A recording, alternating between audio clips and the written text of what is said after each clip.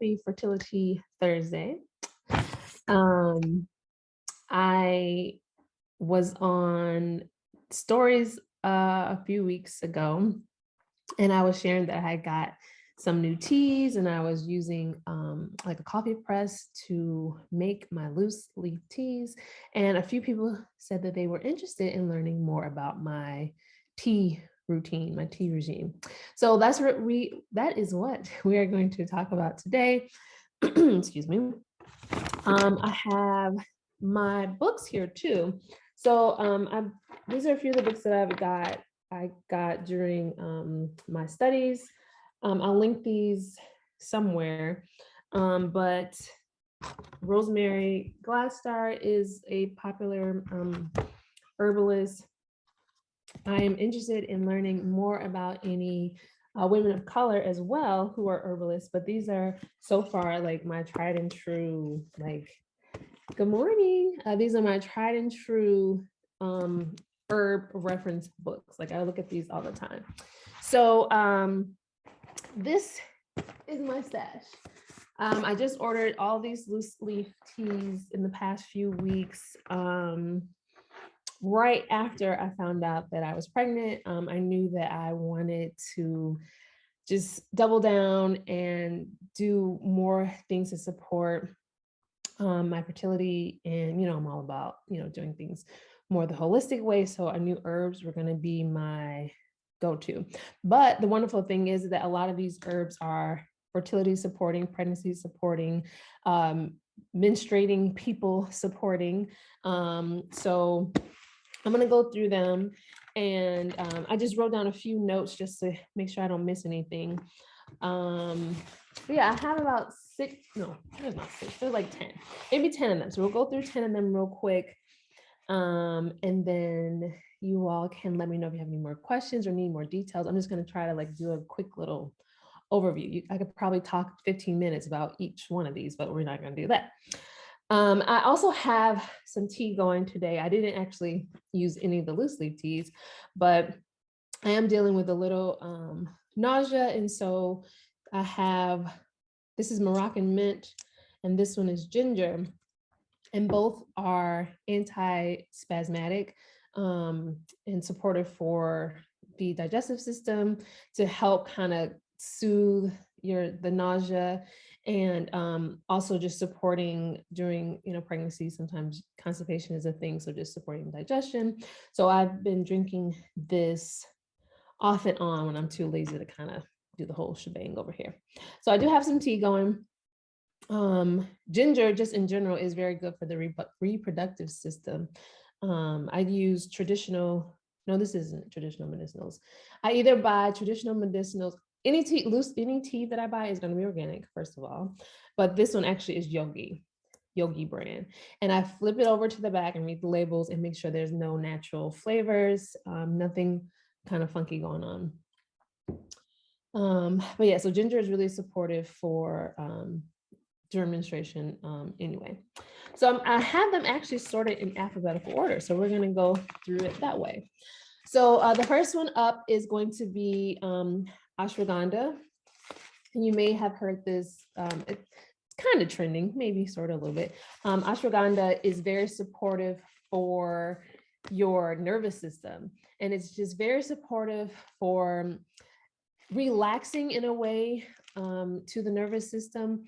But really, ashwagandha is something that's called an adaptogen, meaning that it fills in the gaps no matter what it is that you specifically need.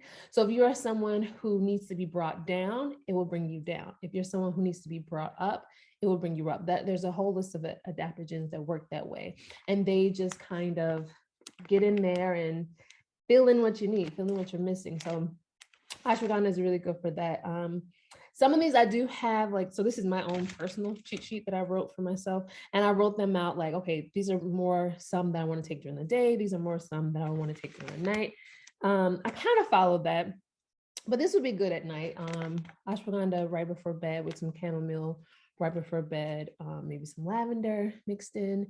Those are all very soothing to the nervous system. So if you're having trouble calming your mind for sleep, That would be really good. And that was something that I was dealing with kind of early on, because I was just dealing with a lot of stress and anxiety in the early days. It hasn't all subsided, but definitely in the beginning, it was really intense.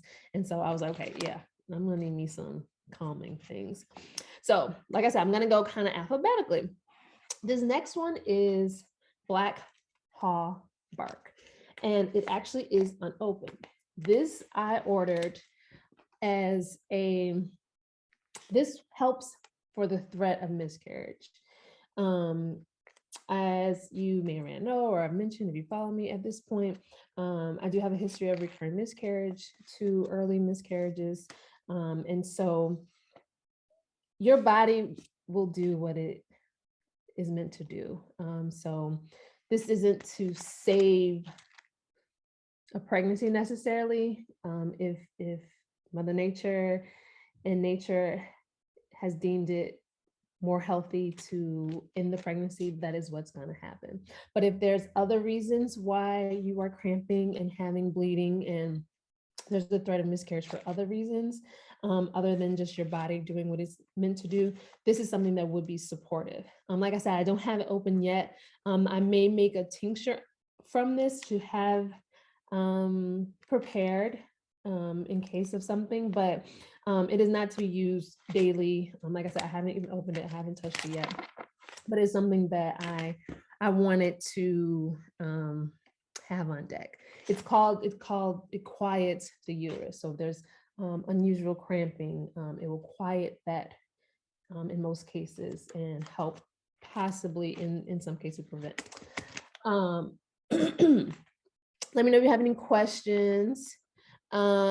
Next up, still going in alphabetical order, is cramp bark. So this is similar to the black haw bark, also used to help quiet the uterus, but it is safe to use during the duration of your pregnancy. So I have been using this, I won't say daily, but almost daily. Again, I've been having so much nausea, so sometimes I just don't like want to do anything, but almost daily. And it is a tonic for the uterus. So tonics are a class of it's an action that all herbs have different actions. So most of them have multiple actions. One action is to tonify, to give things that are tonics, right? So this is a tonic for the uterus. It is safe during the course of the pregnancy. It is also to help prevent pregnancy, again, in the case of if there's something going on in the uterus that isn't able to hold and maintain the pregnancy, this would be something that's supportive. This is also supportive for menstruating people who menstruate, because it, again, tones the uterus. It helps reduce and kind of reduce really painful menstrual cramps. It helps if there's a lot of heavy bleeding, it kind of is an astringent to help slow or, not shrink. If you're bleeding, your blood vessels are probably more dilated, but just to kind of constrict the blood vessels, slow down the bleeding. And so this is actually useful, and it is safe. So, and that was the other thing I did. I looked up what was safe for the duration of pregnancy, because not everything that I was taking before is necessarily safe during pregnancy. So this is safe during pregnancy. I actually discontinued using red raspberry leaf. I was using that for, ongoing. I have been using that for maybe the past 2 years. Well, the past year, I should say, the past year, since my last loss, and excuse me. And I just made the decision that some of the things that it is known to be safe during the pregnancy. I just made the decision that I wanted to save it for my 3rd trimester, just for my own peace of mind of making sure that it agreed with me, and making sure that it was safe for me, if that makes any sense. So you can see literature that says it's safe during the duration of the pregnancy. You may find other literature that says to hold off during the 1st trimester. And so that's kind of what I followed, more of the better safe than sorry. But there are plenty of women who swear by it and use it safely through the duration of the pregnancy. I just chose not to. Next is blessed thistle. So milk thistle and blessed thistle are similar, and milk thistle is really, really good. And you may have heard me talk about this before, really, really good for liver health. So the same thing with this. This is really good for a liver tonic. It helps to balance your hormones. So one of the things that I personally was having, part of my low fertility was my hormones were not ideal. My hormones were not balanced. My hormones were not balanced. And so your liver is like one of the key things to help balance and maintain and regulate and metabolize your hormones. So I really was in need of some liver support ongoing, and I did other things previously, like the supplement video I showed you all a while ago, to support that. But this I'm using now. It also is good to help with digestion, which again, during pregnancy, sometimes constipation is an issue. But this would be really good to be using for fertility and also for pregnancy, also as well as milk thistle. It also will be good later on, which I guess I have a pretty decent stash. It'll be really good later on for milk production, and then even for threat of hemorrhage or extra blood loss during pregnancy. So this is something that I can drink and sip on if during labor. I think I said that wrong, during labor. Chamomile. So I really, really like, I don't know, I don't know why I enjoy chamomile. It's a flower. I don't know, it's just so pretty. I just like the way that it floats in the waters. Anyway, so chamomile, we probably all know, something that we're using in our sleepy time tea. So we all probably are remembering that it's good for stress and anxiety, and it's good to kind of for that nighttime kind of soothing. But it's also really good for digestion and morning sickness. And it's also really good to help reduce inflammation, which again, this is something that you could use while you are trying to conceive, and even if you have conceived, because inflammation is one of the key, major underpinnings of low fertility. And that is the case no matter what your diagnosis is one of the major underpinnings of low fertility, because inflammation gets in there and it wreaks havoc on everything. All right, do a little time check. I gotta get the kids. All right, so next is ladies' mantle. So this is a like a universal favorite, kind of as well as red raspberry leaf tea is for with people who menstruate, for women. But ladies' mantle is another really good uterine tonic. So again, it strengthens the uterus. It is also good to help, like I mentioned, for something else, like to help during labor, to help prevent hemorrhage. It is also really good for morning sickness. So this is kind of the things that I had in mind, like when I was, okay, what could I be using this for moving forward? But it's definitely supportive for, so uterine issues are certainly an underlying thing. Ovarian ovulation issues kind of are, a higher percentage of people suffer from that when they have low fertility, but uterine issues certainly can be another one. Certainly if there's an issue of poor implantation, early miscarriage, things like that, that are maybe more indicating more that indicative, that's what I was trying to say, indicative of something going on with the uterus. Certainly we have issues with the thickness and the thickening of the uterine lining. Something like a uterine tonic could also be supportive of that. All right, run around out of room here. Good old lavender. This one also makes me happy. I like using this one too. I'm just gonna get a little whiff of this.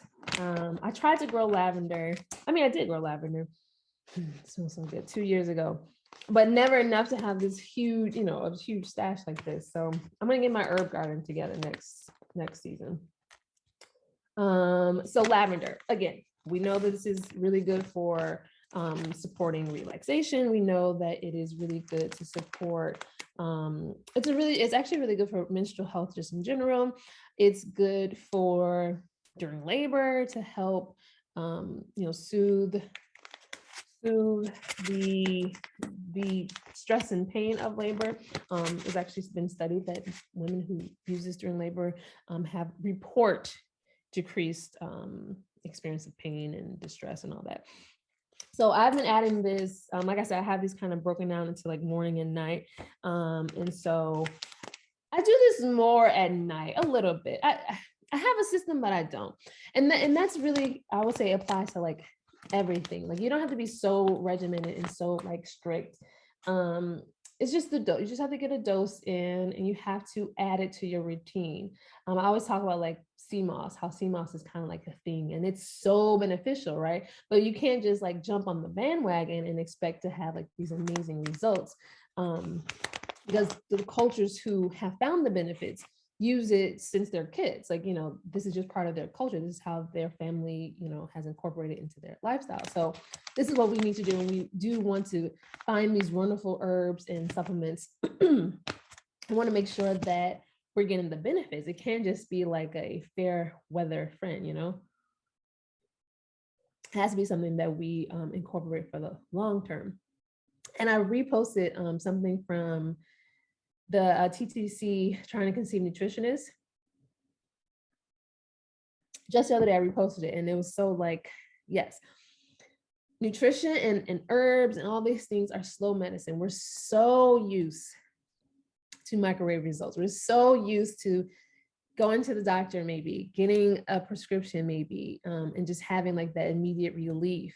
Even, just having something that we understand is holistic and whole and from nature is not going to be always as strong as something that has been condensed and concentrated and manipulated to like behave a certain way. Medicines are actually made from the same actions that herbs have. They just kind of have been altered. They've just been kind of messed with. All right, anyway, so lavender. Next is nettle, another great fertility, menstruating, and of course I am also now using it during pregnancy. Another great one. So one thing about all of these, specifically nettle is really high in calcium, iron, and so certainly for women who are menstruating, and they maybe if you're a heavy bleeder, if you're known to be anemic or borderline anemic, having sources of iron and from a tea nonetheless is really supportive. The way that your blood loss affects your iron levels, and to have something that is supportive and kind of restorative is really important.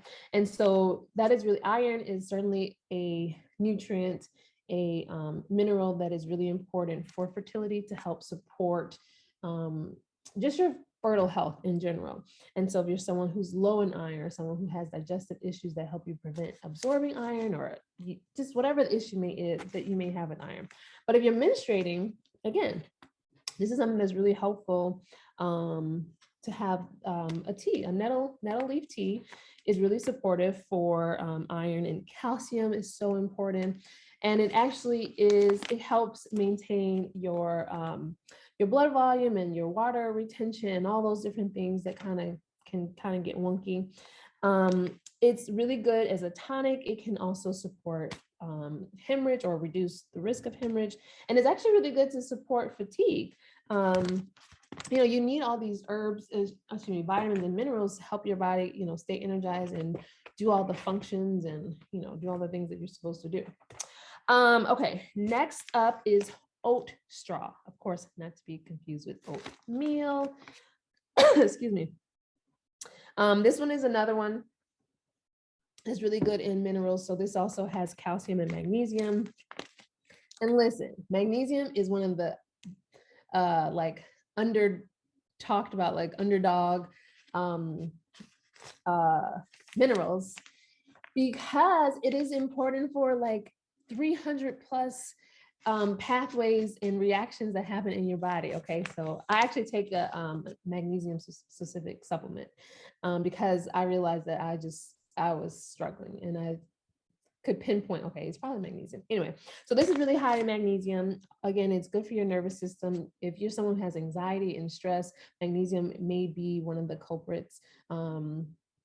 Some people don't react well to just taking magnesium supplements. So a good herbal tea, herbal formula would be really good. And I forgot to mention, all of these you can drink as teas or you can make into tonics. Or no, what am I trying to say? Yeah, tonics. You can make into, basically you would soak them in like vodka or some, some clear alcohol of your choice, perhaps, and tinctures. That's the word. I'm like, that's not the right word. Tinctures is the word I'm looking for. And you would do just a few drops in a cup of water. They sell tinctures, so if you're not a DIYer, you could do that. But sometimes we don't always want to be popping pills and taking vitamins. Like, to have access to these herbs and supplements and vitamins and minerals in other forms is really good. Of course, food first always, but you're not eating all day, so to have like a tea to sip on or a tincture to put into your water or your glass of orange juice or whatever, that would be really good. So which one is this? Okay, this was oat straw. It also can be supportive if you're someone who has recurrent yeast infections, without always taking antibiotics, or which I hope we're not taking a million antibiotics, it's so not helpful. But again, just good, natural, holistic, supportive things to add to your repertoire. So I've been adding this, and it was so funny because a lot of these are like the same price, but I wasn't looking at like, size. And so a lot of these bags are a lot bigger than some of the other bags. All right, 2 more left. This is the second to last one. So valerian root is also really supportive for rest and relaxation. And I also have this listed as like a nighttime one. I would take this more at night, or towards the later part of the day. Again, very supportive for that stress, that anxiety, that thing that is keeping your mind running at night. This would be really supportive. So what would be a good one at night? Maybe ashwagandha, some chamomile, some lavender, some valerian root. That would be a really good one. I would probably mix up at night to have all 3 of those.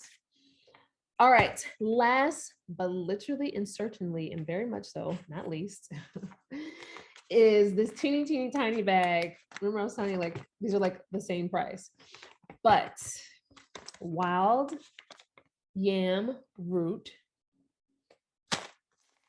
This one, again, so I tried to say, like, these are all fertility supportive, pregnancy supportive, and then I of course chose these specifically for my own health status and fertility status and hormone status.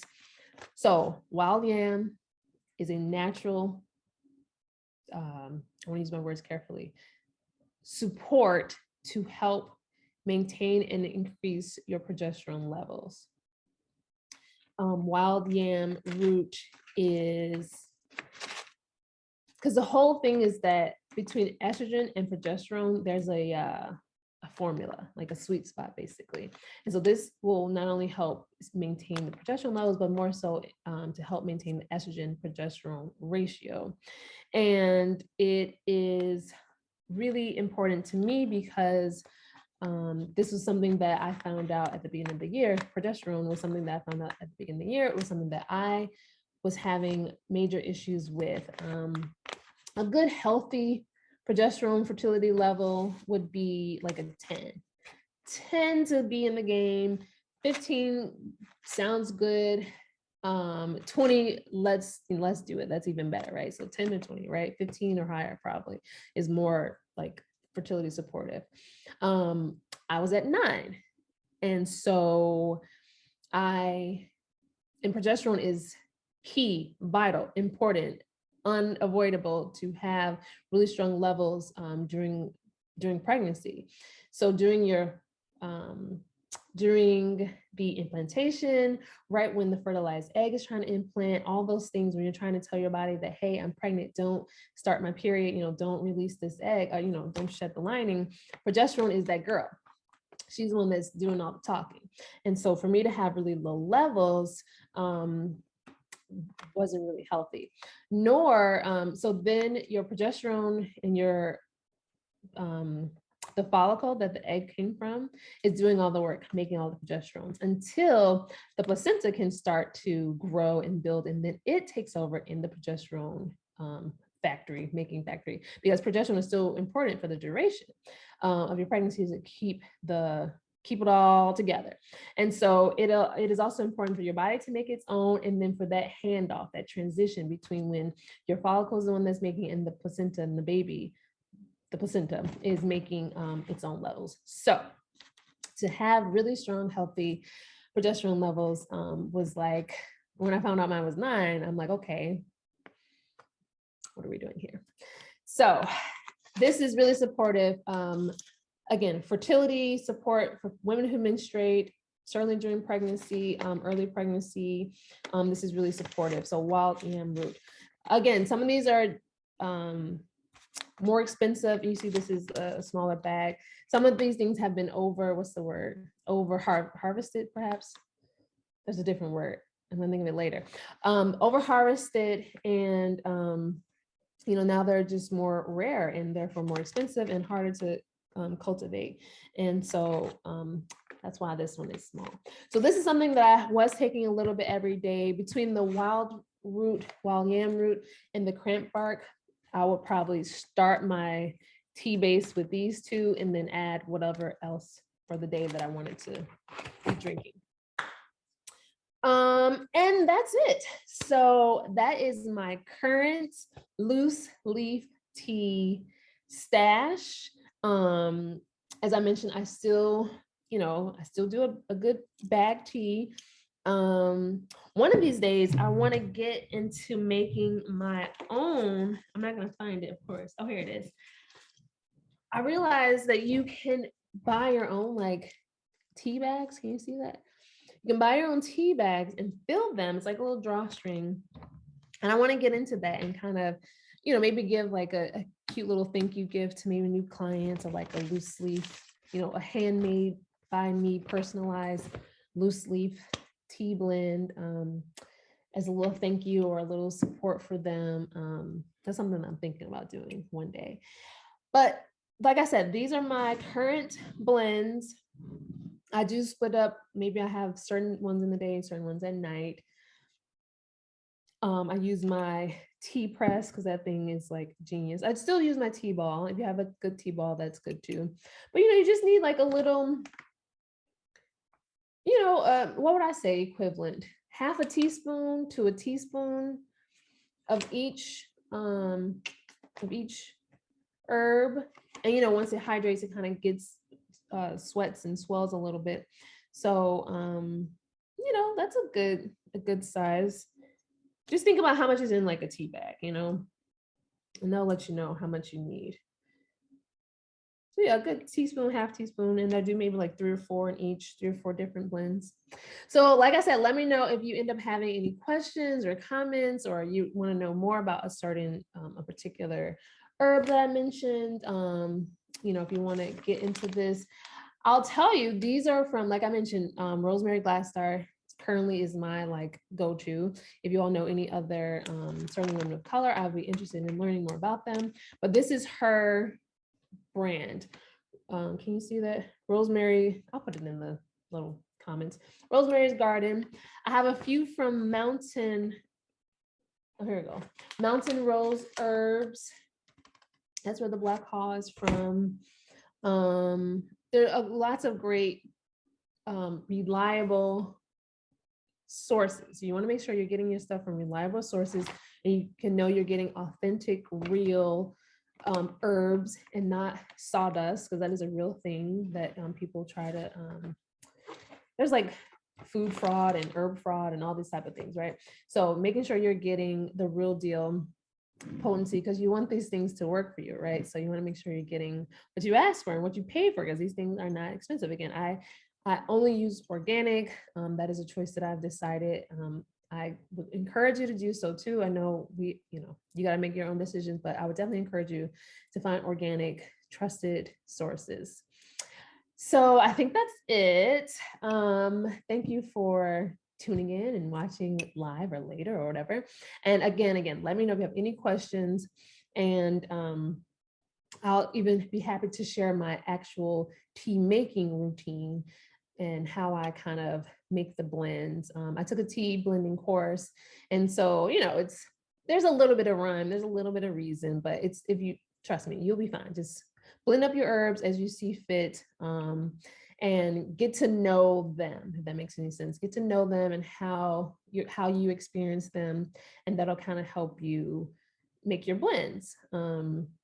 Maybe a little honey, something natural, a natural sweetener. Stevia, yeah, some again, good source stevia. Nothing with any extra additives. And so if you like your stuff sweetened, I currently don't really like my stuff sweetened. I'll probably do cinnamon and lemon before I did a sweetener, but just again, making sure you're learning your herbs and learning what they do for you and how they support you and how you can make them your own. That is the key to, I would say, herb blending and tea making. So, okay, I keep wrapping this up. Let me for real wrap this up. But let me know if you have any questions, and I'll be sure to help you out in any way I